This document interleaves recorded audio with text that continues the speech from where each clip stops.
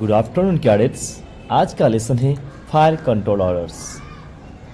Okay, fire control order में सबसे पहला सवाल बना क्या, ग्रिड अर्थात फायर कंट्रोल ऑर्डर्स देने की तरतीब क्या है।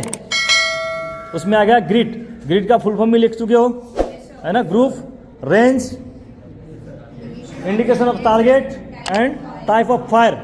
मतलब जी से ग्रुप, कौन सा ग्रुप को फायर करवाना है, एलएमजी ग्रुप, राइफल ग्रुप, ठीक है, आरएल ग्रुप वो आता है, ठीक है, कौन सा ग्रुप को फायर करवाना है टारगेट के ऊपर। अब रेंज, कितना रेंज में, कितनी रेंज पर फायर करना है, 500 मीटर, 1000 मीटर या 400 मीटर, 200 मीटर, कोई भी है, ठीक है, रेंज हो गया। अब हो गया indication of target. Indication of target मतलब किस टाइप की टारगेट है, टारगेट की बयान किस टाइप का है, फैला हुआ है, नुक्ता टारगेट है ना, या हरकती टारगेट है, ठीक है, वो चीज़ के लिए है। और टाइप ऑफ फायर, किस टाइप की फायर करवाना है, ठीक है, मतलब ब्रश फायर करवाना है, स्मॉल आर्म्स से है तो ब्रश फायर हो सकता है, सिंगल राउंड हो सकता है, ठीक है। अब नेक्स्ट है फायर यूनिट। वह हथियार बंटोली जो एक कमांडर के हुक्म के नीचे फायर करती है, जैसे कि एक सेक्शन, ठीक है। वह हथियार बंटोली जो एक कमांडर के हुक्म के नीचे फायर करती है, उदाहरण के लिए एक सेक्शन। ओके, अब नेक्स्ट है fire control orders. Fire control orders क्या होता है, वह हुक्म जो एक फायर यूनिट कमांडर टारगेट पर फायर करवाने और उस पर काबू रखने के लिए फायर यूनिट को देता है। ओके, देखना फिर से यार, ठीक, फिर से बोल रहा हूं, ठीक है। ओके, वह हुक्म जो एक फायर यूनिट कमांडर टारगेट पर फायर करवाने और उस पर काबू रखने के लिए फायर यूनिट को देता है। नेक्स्ट है फायर डायरेक्शन ऑर्डर। यह वह हुक्म है जो कि एक फायर यूनिट कमांडर अपने से ऊंचे दर्जे के कमांडर से लेता है। इसमें फायर की तादाद, टारगेट पर फायर कब खोला जाएगा इत्यादि हुक्म दिए जाते हैं। हो गया कि नहीं, फिर से बताता हूं, जिसका नहीं हुआ लिख लेना, ठीक है। फायर डायरेक्शन ऑर्डर, यह वह हुक्म है जो कि एक फायर यूनिट कमांडर अपने से ऊंचे दर्जे के कमांडर से लेता है। इसमें फायर की तादाद, टारगेट पर फायर कब खोला जाएगा इत्यादि हुक्म दिए जाते हैं। ओके, हो गया। अब नेक्स्ट है आर्क ऑफ फायर। यह एक सब यूनिट या हथियार का जिम्मेवारी का इलाका होता है जिसके अंदर आने वाले टारगेट को इंगेज करना या बर्बाद करना उसी हथियार या सब यूनिट का जिम्मा होता है। इसका दाहिना और बायां हाथ जमीनी निशान के द्वारा बताया जाता है, ठीक है।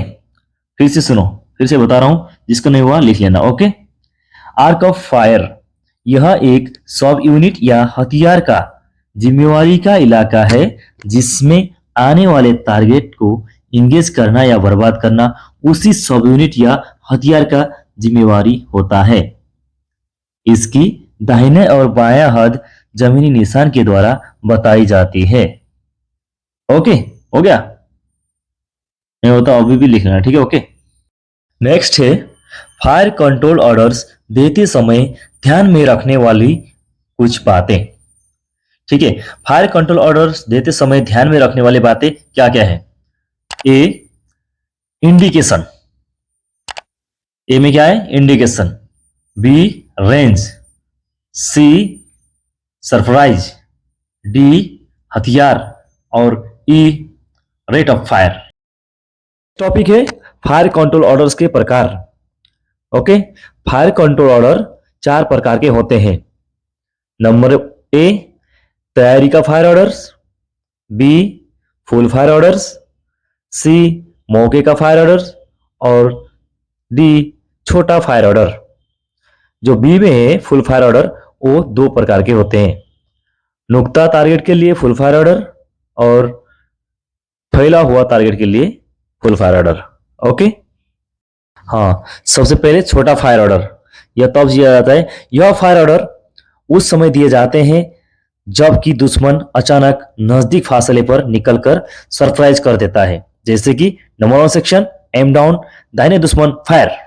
ओके, इस तरीके से। फुल फायर ऑर्डर, यह फायर ऑर्डर तब दिए जाते हैं जब फायर यूनिट कमांडर के पास पर्याप्त समय हो और टारगेट दूरी पर हो, यह तफसील में दिए जाते हैं। अब नेक्स्ट टॉपिक है एम्बुश, AMBUSH। Okay, ambush. ठीक है, अब लिखो, अगर छूटता है तो डिस्क्रिप्शन में जाके चेक करना, ठीक है। एम्बुश किसे कहते हैं? चलते फिरते या कुछ देर के लिए रुके हुए दुश्मन के ऊपर छुपी हुई पोजीशन से एक अचानक ऐसा हमला करना जिसको उन्हें उम्मीद ना हो, जिसे हम एम्बुश कहते हैं। एम्बुश की 4 पार्टियां होती है। A scout party, B stop party, C covering party, D reserve party. ठीक है, अब नेक्स्ट चलते हैं फिर क्या, types of ambush. Type of ambush में क्या है, एम्बुश की प्रकार अर्थात किसमें।